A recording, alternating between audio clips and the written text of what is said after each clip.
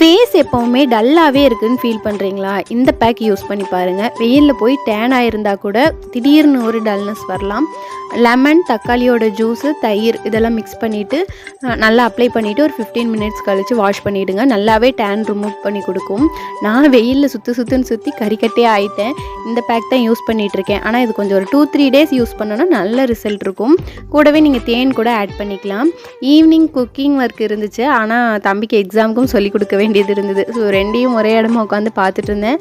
ஆனால் அவனுக்கு படிக்கிறதுக்கு மூடே இல்லை. சரி, நான் குக்கிங் முடிச்சுட்டே வந்துடுறேன் அப்படின்னு சொல்லிட்டு நான் வேலையை பார்க்க போயிட்டேன். வீட்டில் தோசை மாவு இல்லைன்னா என்ன செய்கிறதுனே ஐடியா வராது. தோசை மாவு இருக்கும்போது வேறு எதேதோ செஞ்சு அரைச்சி வச்ச மாவு வேஸ்ட்டாக போயிடும். ஸோ கொஞ்சமாக இட்லி மாவு இருந்தது. ஒரு 2 டேஸ்க்கு மேலே வச்சுக்க வேண்டாமே, அது எப்படியாவது காலி பண்ணிடலான்னு சொல்லிட்டு 2 நாள் தொடர்ந்து தோசை கொடுத்தா இறங்காது எங்கள் வீட்டு ஆளுங்களுக்கு. ஸோ ஊத்தாப்பம் மாதிரி நிறைய வெங்காயம், கேரட்லாம் போட்டு செஞ்சு கொடுத்தா கம்முன்னு சாப்பிட்டுப்பாங்க. ஸோ